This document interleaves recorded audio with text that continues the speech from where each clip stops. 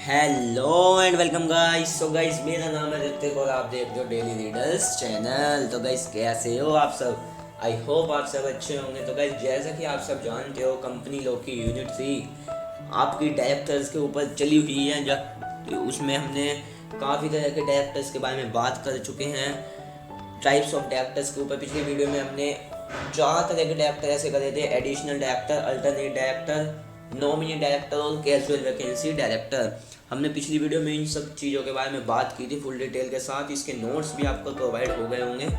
तो आज की इस वीडियो में हम बात करेंगे इंडिपेंडेंट डायरेक्टर के लिए। इंडिपेंडेंट डायरेक्टर कौन होता है, इसकी कंप्लीट डिटेल इसी वीडियो में आपको मिल जाएगी। पूरी डिटेल नोट्स के साथ मिलेगी। आप प्लीज़ डिस्क्रिप्शन से इसके नोट्स भी अवेलेबल कर सकते हो। तो वीडियो शुरू करने से पहले जो भी हमारे चैनल पर नहीं है, प्लीज़ चैनल को सब्सक्राइब कीजिए, वीडियो को लाइक कीजिए, शेयर कीजिए और जो प्रॉब्लम हो हमें कमेंट सेक्शन में ज़रूर बताएं। तो बिना टाइम वेस्ट किए चलिए वीडियो को शुरू करते हैं।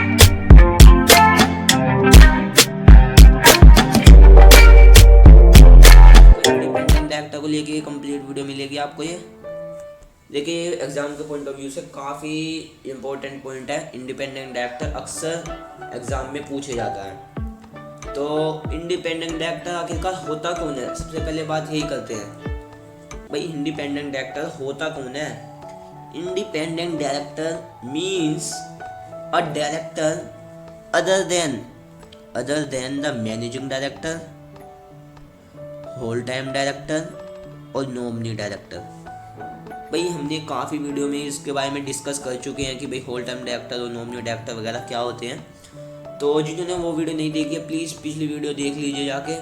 आपको इन साइड डायरेक्टर के बारे में कंप्लीट वीडियो मिल जाएगी। तो भाई एक बार फिर भी मैं आपको दोबारा से बता देता हूँ कि भाई एक तो इंडिपेंडेंट डायरेक्टर क्या होते हैं, अदर देन, वो नहीं हो सकते। कौन नहीं हो सकते? वो मैनेजिंग डायरेक्टर नहीं हो सकते, होल टाइम डायरेक्टर नहीं हो सकते, नॉमिनी डायरेक्टर नहीं हो सकते। तो फिर आखिरकार हो कौन सकते हैं, अभी बताऊंगा मैं आपको ये। भाई एक बार मैं आपको मैनेजिंग डायरेक्टर कौन हो सकते हैं वे बता देता हूँ, जो कि सेक्शन 2 सबसेक्शन 54 इससे बिलोंग करते हैं। यानी कि managing director is a director who by AOA यानी कि article of association, by agreement, by ordinary resolution और बाय रिजोल्यूशन, इन सब से बिलोंग करे। यानी कि सारी चीज़ें इनकी इसके चीज़ों के बिलोंग में आए। यानी कि मैनेजिंग डायरेक्टर वो है जो इन चारों चीज़ों में आता है। यानी कि भाई उसका एग्रीमेंट, यानी कि उसका पहले से ही आर्टिकल्स में नाम होता है। जो भी कंपनी को मैनेज करेगा वो मैनेजिंग डायरेक्टर है, हमें पता है। जिसके पास सब्सटेंशियल पावर होती है, जिसके पास सब्सटेंशियल पावर्स होती है, जो भी वर्क करने की सारी पावर है, सबसे पहले वो मैनेजिंग डायरेक्टर के पास ही होती है। वही होता है MD। कंपनी जो जी चला रहा है ना, वही तो होता है MD। भाई होल टाइम डायरेक्टर कौन होता है? जो सेक्शन 294 से बिलोंग करता है। आखिरकार होता कौन है ये whole time director? Whole time director means a director in the whole time employment of the company, जो कि पूरा समय अपना day to day affairs company में लगा रहा है, वही तो होल टाइम डायरेक्टर है। जो कि पूरा समय अपना होल टाइम एम्प्लॉयमेंट में लगा रहा है कंपनी के। भाई ये भी कंपनी का इंडिपेंडेंट डायरेक्टर नहीं हो सकता। मैनेजिंग डायरेक्टर भी आपका इंडिपेंडेंट डायरेक्टर नहीं बन सकता। नॉमिनी डायरेक्टर कौन होता है? इसकी वीडियो भी हमने पिछली वीडियो में बता रखा है। अगर कोई फाइनेंशियल इंस्टीट्यूशन आपको पैसे देती है ना, किसी भी पर्पस के लिए देती हो, उस पैसे को आप कहाँ लगा रहे हो, जिस पर्पस के लिए मांगे हैं उस पर लगा रहे हो या नहीं लगा रहे हो? तो बैंक वाले ना कोई नॉमिनेट करते हैं, बैंक वाले नॉमिनेट करते हैं। जब तक लोन रिपे नहीं हो सकता ना, जब तक लोन रिपे नहीं हो जाता, तो ये देखेगा कि पैसे सही जगह लग रहा है या नहीं लग रहा, ताकि तुरंत एक्शन ले सके। वही नॉमिनी डायरेक्टर होता है, जो कि देखेगा कि आपका पैसा उन्होंने जो लोन के रूप में लिया है वो सही जगह लग रहा है या नहीं लग रहा। तो उसे देखने का काम नॉमिनी डायरेक्टर होता है। तो ये तो हमने पिछली वीडियो में सारी बात कर ली थी। आज का हमें टॉपिक करना है इंडिपेंडेंट डायरेक्टर। भाई इंडिपेंडेंट डायरेक्टर के कंप्लीट डिटेल करेंगे, देखते हैं कौन होता है आखिरकार इंडिपेंडेंट डायरेक्टर। कौन होता है इंडिपेंडेंट डायरेक्टर? देखिए ध्यान से सुनिए। Independent director means a director other than MD, MD और WHD whole time director, nominee director, यानी ये तीनों तो नहीं हो सकता। MD को क्या हम एग्जीक्यूटिव डायरेक्टर कह सकते हैं? हाँ बोल सकते हैं भाई। एग्जीक्यूटिव डायरेक्टर कौन होते हैं? जो डे टू डे अफेयर्स में, कंपनी के डे टू डे अफेयर्स में काम करते हैं। जैसे मुकेश अंबानी, जो बेस्ट इंटरेस्ट के लिए काम करेगा ना, वही एग्जीक्यूटिव डायरेक्टर होता है, यानी कि MD हो सकता है वो। तो देखते हैं भाई इंडिपेंडेंट डायरेक्टर को देखते हैं भाई। इसका पॉइंट कौन हो सकता है इंडिपेंडेंट डायरेक्टर? सबसे पहले इसके ए पॉइंट के बारे में बात करेंगे। काफ़ी इसके पॉइंट होंगे आपके, आप इसको नोट डाउन कर सकते हो। तो देखते हैं भाई, बोर्ड के राय में जो ईमानदार है ना, बोर्ड के राय में जो ईमानदार है और उसके पास एक्सपीरियंस वगैरह है, उसके पास एक्सपीरियंस है कि वो आईडी बन सकता है। आईडी मतलब इंडिपेंडेंट डायरेक्टर, कि भाई उसके पास बोर्ड के राय में वो ईमानदार भी है और उसके पास एक्सपीरियंस वगैरह सब कुछ है, कि उसे लगता है कि वो आईडी बन सकता है, तो भाई वो आईडी बनेगा। ये सब चीज़ें इसके क्वालिफिकेशन को लेके है एक तरीके से, कि भाई अगर जो ये होगी या नहीं होगी तो ही वो आईडी बन सकता है, इंडिपेंडेंट डायरेक्टर वही बन सकता है। तो यानी कि अगर जो वो बोर्ड के राय में, बोर्ड की तरफ से देखा जाए तो ईमानदार होना चाहिए, एक्सपीरियंस वगैरह होना चाहिए, तो वो बन सकता है। लेकिन दूसरी बात देखें, अब इसका बी पॉइंट देखें, ये वाला, प्रोमोटर नहीं बन सकता। पहली बात, इज और वाज नॉट अ प्रोमोटर नहीं होना चाहिए वो। इज प्रोमोटर कौन होता है भाई? प्रोमोटर तो वही होता है जो कंपनी की शुरुआत करता है। Is not related to promoter और डायरेक्टर इन, भाई कोई भी जो वो बनना चाहता है ना आईडी, उसका रिलेटेड वो नहीं होना चाहिए। किसका रिलेटेड? प्रोमोटर का और डायरेक्टर का। जो आईडी यानी कि इंडिपेंडेंट डायरेक्टर बनना चाहता है वो रिलेटेड नहीं करना चाहिए प्रोमोटर से और डायरेक्टर से। ठीक है, इतनी बात समझ में आ गई। आगे देखते हैं। ये मैंने कैश लिखा है, तो यानी कि कैश के मामले में भी वो रिलेट नहीं करना चाहिए। आगे देखते हैं। कैश का मतलब एक तरीके से वो ले सकते हैं कि भाई कैश में ना क्या है, भाई कैश में क्या है कि भाई जैसे बी पॉइंट कह रहा है कि कोई भी रिलेशन या फिर तुम्हारी कोई भी रिश्तेदारी नहीं होनी चाहिए प्रोमोटर से और डायरेक्टर से। प्रोमोटर और डायरेक्टर से आपकी कोई भी रिलेशनशिप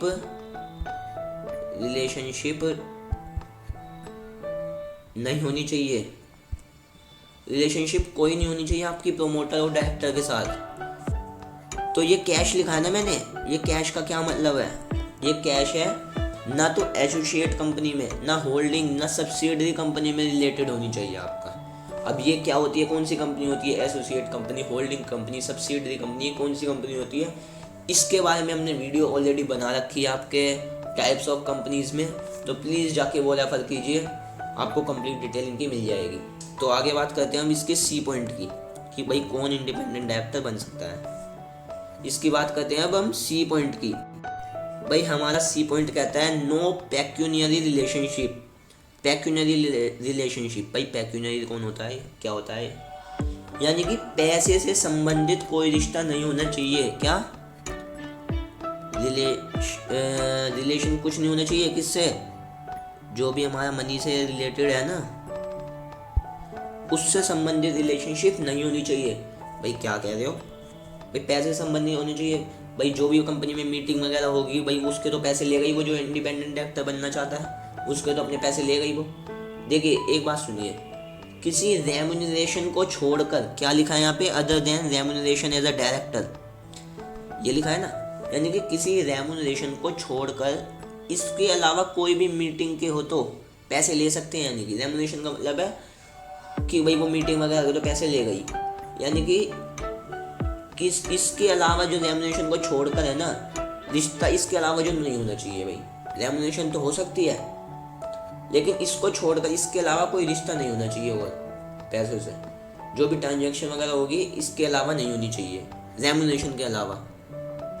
अब देखिए नेक्स्ट पॉइंट, देखिए क्या लिखा है? Transaction not exceeding 10% of total income और अमाउंट एज प्रिस्क्राइब्ड। ये क्या कह रहा है? ये कह रहा है अगर वो उसकी टोटल इनकम का 10% से ज़्यादा या फिर 10% और उससे ज़्यादा कंपनी से लेता है ना, जो भी आइडिया है जो बनना चाहता है वो 10% या फिर उससे मोर आईडी बनना चाहता है ना वो, तो उसका 10% से ज़्यादा या फिर 10% कंपनी से नहीं लेना होना चाहिए। भाई टोटल इनकम का अगर जो वो 10% या फिर उससे ज़्यादा कंपनी से लेता है तो वो आईडी नहीं बन सकता। तो यह नहीं होना चाहिए, ठीक है। और कंपनी कोई सी भी कंपनी, कौन सी होगी company, associate company, subsidiary company, holding company, ठीक है। ये इन कंपनी से वो अगर जो 10% या फिर उससे ज़्यादा लेता है तो ऐसा नहीं होना चाहिए। अगर वो ले लेता है 10% वगैरह, ये भी जो भी है टोटल इनकम का ये ले लेता है ना, तो भाई माना जाएगा ये पेक्यूनरी रिलेशनशिप है, ठीक है। वो नहीं बन सकता, यानी अब डायरेक्टर, इंडिपेंडेंट डायरेक्टर नहीं बन सकता। अब कब तक देखा जाएगा ये, भाई वो कब तक रहेगा, यानी कि ये लिखा है ड्यूरिंग फाइनेंशियल 2 ईयर, यानी कि ये रहा यहाँ पे विद कैश और प्रोमोटर्स और direct during 2 pre financial year और करेंट, यानी कि पिछले 2 साल और करेंट के भी 2 साल को लेके देखा जाएगा कि कुछ उसने पहले भी 10% से ज़्यादा नहीं लिया होना चाहिए 2 साल से पहले, और 2 साल के करंट ईयर में भी, ठीक है। ये समझ में आ गया कि भाई कोई पेक्यूनरी रिलेशनशिप पैसों से संबंधित नहीं होनी चाहिए। वो ए पॉइंट में क्या कहा था कि भाई उसका जो भी है वो कंपनी के राय में ईमानदार वगैरह होना चाहिए, उसके पास एक्सपीरियंस वगैरह होना चाहिए, वो प्रोमोटर का रिलेशनशिप नहीं होना चाहिए, उसका कोई भी संबंधित रिश्ता पैसों से रिलेटेड नहीं होना चाहिए, वो जो भी 10% वगैरह को लेके। तो आगे देखते हैं, आगे चलते हैं इसी को लेके। प्लीज़ वीडियो अच्छी लगे तो प्लीज़ वीडियो को लाइक करना, शेयर करना। देखिए नेक्स्ट पॉइंट पे आते हैं भाई, none of those relative, none of whose relative, उसका रिश्तेदार की बात चलेगी इसमें। अब उसका जो भी रिश्तेदार है उससे भी इफेक्ट पड़ेगा, क्या पड़ेगा अब देखते हैं भाई देखिए पहला पॉइंट क्या लिखा है, holding any security of interest, holding any security of interest, यानी उसका कोई भी रिश्तेदार उस कंपनी में कोई भी सिक्योरिटी होल्ड नहीं करना चाहिए। यानी जो भी रिश्तेदार है ना उसका, अगर जो उसने भी होल्ड कर रखा है ना उस कंपनी में सिक्योरिटी, तो फिर वो आईडी नहीं बन सकता। आईडी मतलब इंडिपेंडेंट डायरेक्टर नहीं बन सकता। कौन किसका रिश्तेदार, किसका रिलेटिव, भाई जो इंडिपेंडेंट डायरेक्टर बनना चाहता है ना, जो इंडिपेंडेंट डायरेक्टर बनना चाहता है ना उसका रिलेटिव की बात चल रही है यहाँ पे, कि भाई उसका रिलेटिव कंपनी में कोई सिक्योरिटी होल्ड कर रहा होना नहीं चाहिए। मतलब मैं कोई भी कंपनी में मान ले आईडी बनना चाहता हूँ, मैं कोई भी कंपनी में आईडी बनना चाहता हूँ मैं, तो मेरे मामा का लड़का है ना उस कंपनी में शेयर रखता है, मेरे मामा का लड़का उस कंपनी में क्या रखता है, शेयर रखता है, ठीक है। तो फिर ऐसा नहीं होना चाहिए, ऐसा नहीं होना चाहिए भाई। मेरे मामा का लड़का मेरे रिलेशन में हुआ, रिलेटिव हुआ, तो ऐसा नहीं होना चाहिए कि भाई उसने शेयर वगैरह रखे उस कंपनी के, रखता है तो मैं आईडी नहीं बन पाऊंगा। तो इसमें कुछ एक्सेप्शन है कि भाई देखते हैं क्या है एक्सेप्शन इसके। देखिए इसके एक्सेप्शन के लिए बात करें तो up to face value 50 lakh और 2% ऑफ पेड अप कैपिटल और हायर एज प्रिस्क्राइब्ड। देखिए क्या कह रहा है, अगर वो 50 लाख रुपए तक फेस वैल्यू का 50 लाख रुपए तक आपकी सिक्योरिटी रखते हैं, वो 50 लाख तक वो सिक्योरिटी रखता है ना, और 2% या फिर 2% पेड अप शेयर कैपिटल का सिक्योरिटी रखते हैं तो चल जाएगा। मतलब जो मेरा रिलेटिव है यानी कि मेरे मामा का लड़का है, वो अगर 50 लाख रुपए तक फेस वैल्यू की सिक्योरिटी लेता है कंपनी से, या फिर 2% पेड अप शेयर कैपिटल होगी उसकी, तो चल जाएगा, तो मैं आईडी बन पाऊंगा। आईडी यानी कि इंडिपेंडेंट डायरेक्टर बन सकता हूँ। अदरवाइज इससे ज़्यादा ऊपर लिमिट गई तो भाई नहीं बन पाने का। 2% पे भी थोड़ा इससे कम ही रहे तो सही है, ठीक है। आपको ये क्लियर हो गया होगा। आगे देखते हैं, इसका सेकंड पॉइंट पे आते हैं। भाई इसका सेकंड पॉइंट ये रहा, गिवन नहीं है, नहीं ये रहा यहाँ पे, indebted in excess of prescribed. देखिए क्या है ये, भाई उसने जो कि उसने कौन, रिलेटिव ने लोन या फिर उधार वगैरह लिया हो, रिलेटिव ने लोन या फिर उधार वगैरह लिया हो।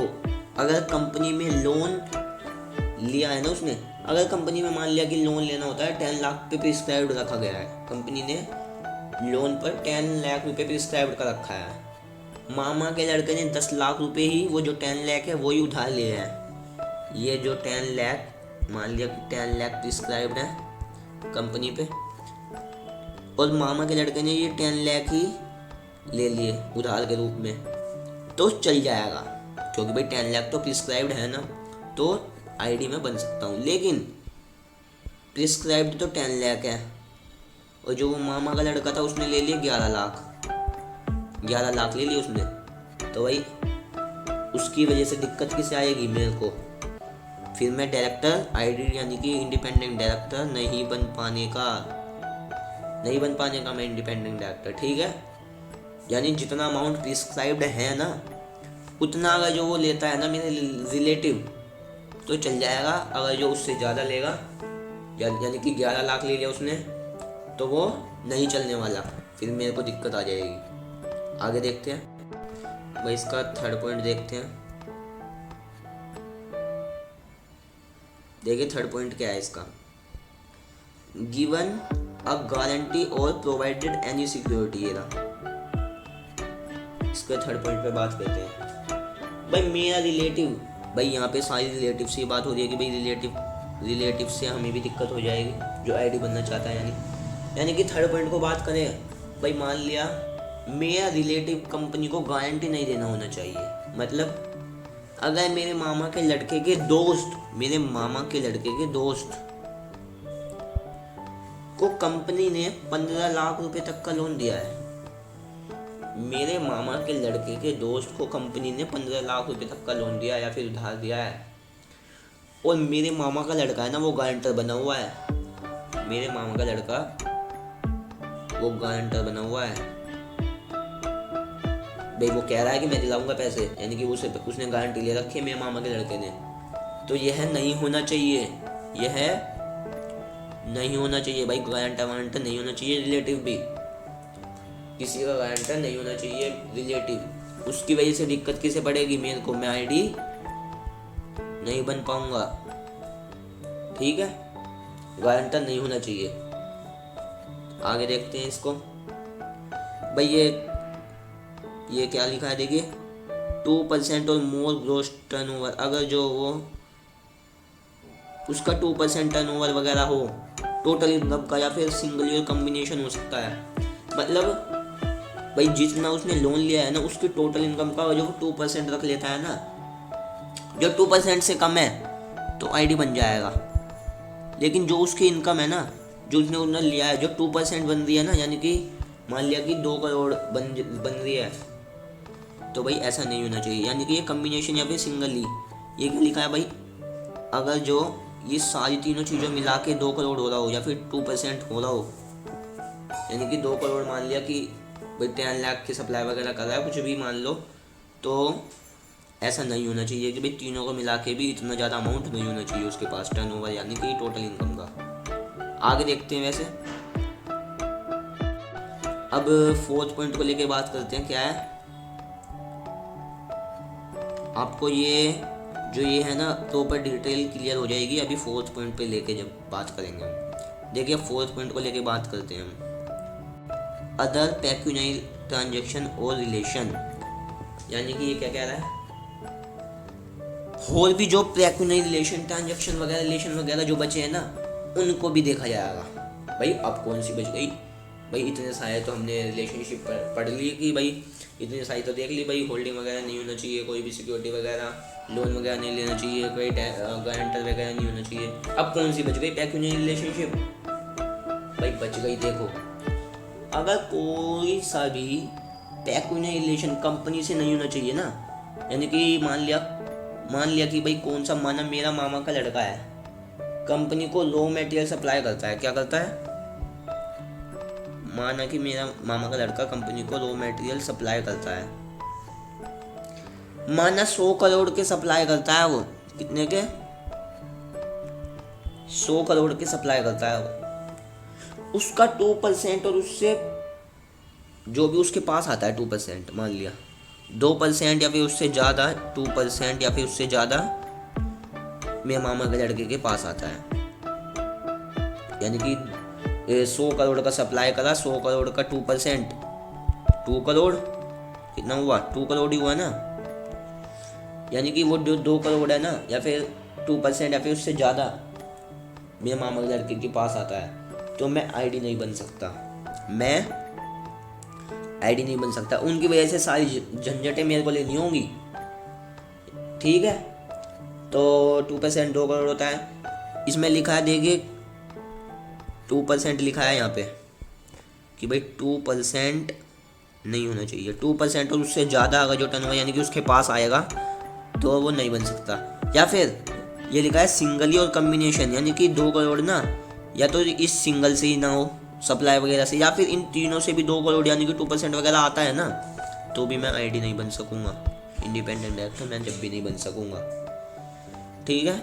आगे बात करते हैं कॉमन 4.123, ये क्या है, ये तीनों के लिए 1 सेकंड थर्ड को मिला के तीनों के लिए 2 करोड़ जब भी नहीं होना चाहिए, इनके लिए, इन सब के लिए है कि भाई ये कब तक चलेगा, कब तक चलेगा ये, to immediately preceding financial year और करंट ईयर, यानी कि आने वाले 2 साल और जो चले गए पीछे हो रहे हैं ना 2 साल जो चले गए, उनमें भी ऐसा नहीं होना चाहिए कि भाई 2 करोड़ का जो भी झंझट वगैरह ये नहीं होना चाहिए, ना कि आने वाले 2 साल में, ना कि पिछले जो चले गए 2 साल। आगे देखते हैं, आगे देखते हैं, चलिए भाई ये लिखा है कैश, कैश के मामले में होना चाहिए सारे वर्क, कि भाई कैश के मामले में सारे वर्क नहीं होना चाहिए। आगे देखते हैं इसका ई पॉइंट, लास्ट हो गई आपका, who neither himself nor any of his relative, ना तो खुद ही होना चाहिए ना रिलेटिव का रिलेटिव होना चाहिए। भाई झंझट है इसमें, ऐसी थोड़ी ना कोई आईडी बन जाएगा, ना तो खुद ना उसका रिलेटिव का रिलेटिव होना चाहिए ऐसी इस मामले में। अब क्या है भाई, इसका फर्स्ट पॉइंट पढ़े तो, hold and held position of key managerial personnel और इज और has been employ of the company, ना तो आज होल्ड कर रखा है ना होल्ड कर रखा था, क्या, पोजीशन ऑफ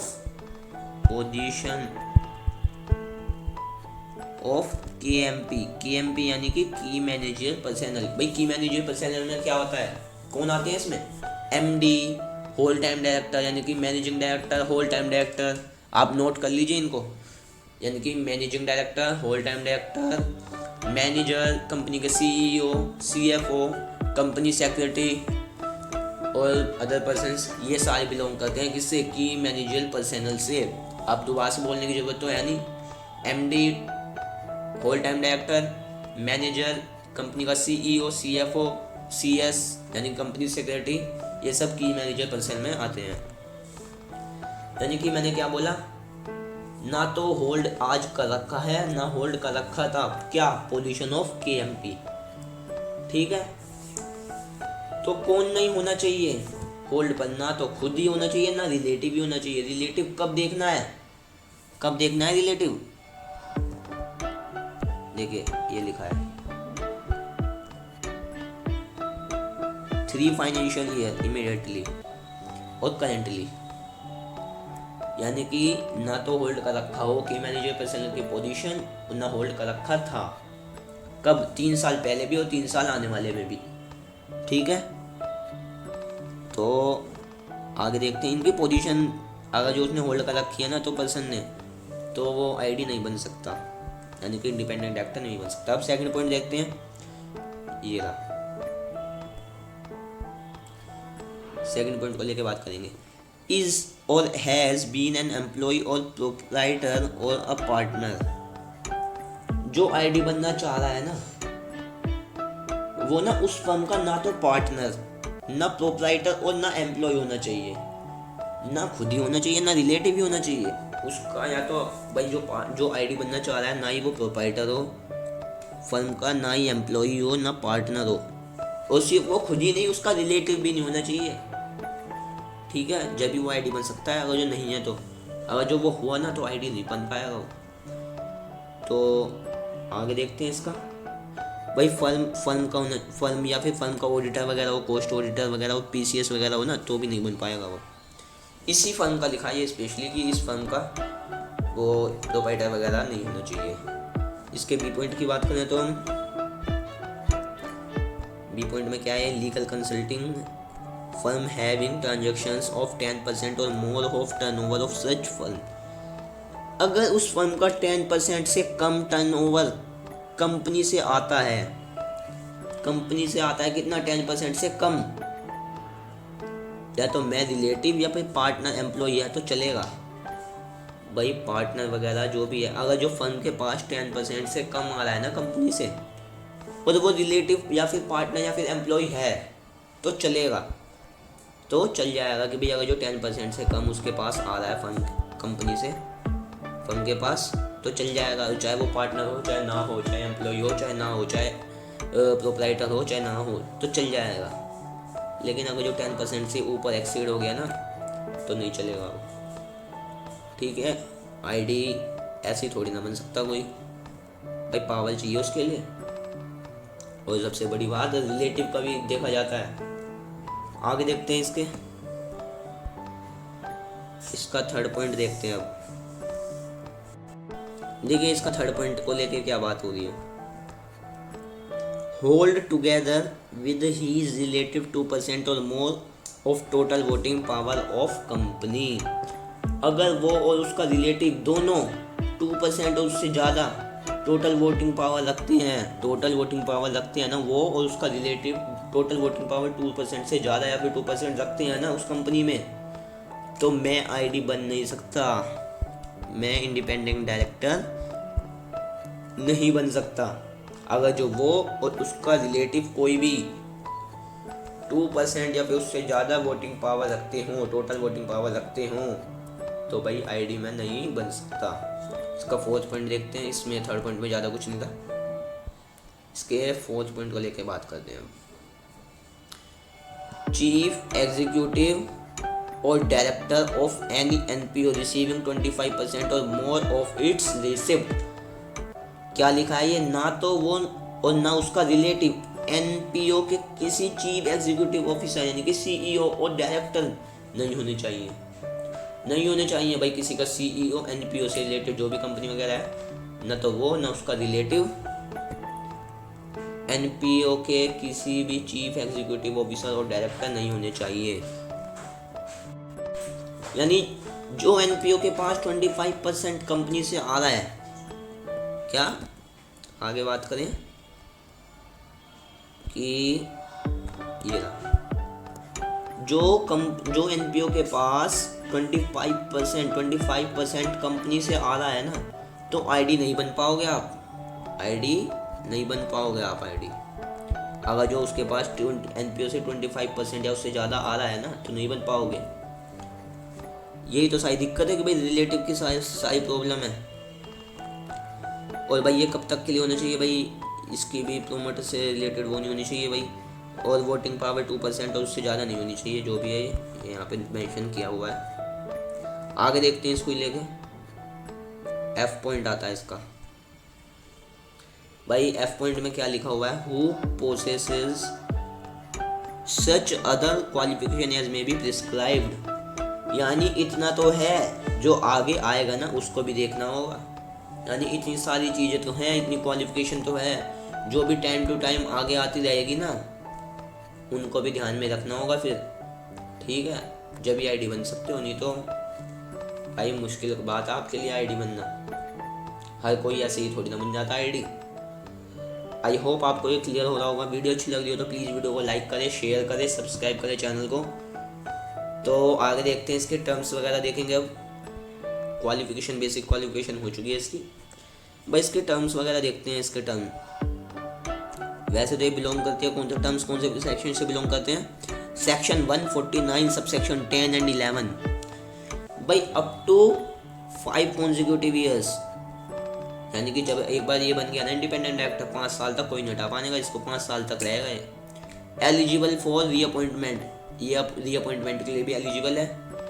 बस क्या है कि इसको एक स्पेशल रिजोल्यूशन देना पड़ता है, और जब ये इसको रीअपॉइंट करा जाता है तो दोबारा से इसको स्पेशल रिजोल्यूशन दिया जाता है कि भाई मैं, यानी कि मैं 5 साल तो रह चुका हूँ, अब मैं अगले 5 साल के लिए ये मेरे को प्रोवाइड कर रहे हैं, तो इसको कुछ लिख के वगैरह नोटिस वगैरह देना पड़ता है, डिस्क्लोजर देना पड़ता है, बोर्ड को रिपोर्ट वगैरह देनी पड़ती है। और shall not hold an office more than 2 consecutive term, यानी कि मोर देन 2 ऑफिस से इसको नोट वगैरह देना पड़ता है कि भाई ये ज़्यादा 2 साल से ज़्यादा लगातार नहीं रहा है, दो ज़्यादा ऑफिस कंपनी वगैरह में नहीं रहा है। तो इसकी बात करें तो एलिजिबल है ये for appointment only after the expiry of requisite cooling of period of 3 years। यानी कि क्या कह रहा है, अगर उस, यानी कि एक बार 5 साल यहाँ पे बन गया, फिर उसको रीअपॉइंट कर लिया गया 5 साल के लिए दोबारा से, जो टोटल 10 साल रह गया वो, अब भी उसको आप दोबारा से अपॉइंट करना चाहते हो ना, तो कम से कम 3 साल बाद ही वो रीअपॉइंट होएगा। 3 साल तक, यानी कि वो कूलिंग पीरियड में आना चाहिए, कूलिंग ऑफ पीरियड में आना चाहिए, यानी कि 3 साल तक कोई उसका रिश्ता नाता नहीं होना चाहिए कंपनी से, जब भी वो दोबारा से अपॉइंट होएगा कंपनी में। अगर जो आप दोबारा से उसको अपॉइंट करना चाहते हो तो 10 साल के बाद। तो इस और कोई टर्म वगैरह नहीं है, ये सारी डिटेल आपको इसकी क्लियर हो चुकी होंगी। तो आपको वीडियो अच्छी लगी तो प्लीज़ वीडियो को लाइक करना, शेयर करो, सब्सक्राइब करो चैनल को। तो इस वीडियो में इतने तक गाइस, आप डिस्क्रिप्शन से इसके नोट्स प्रोवाइड कर सकते हो। तो इस वीडियो में इतने तक guys, thank you guys, thank you so much.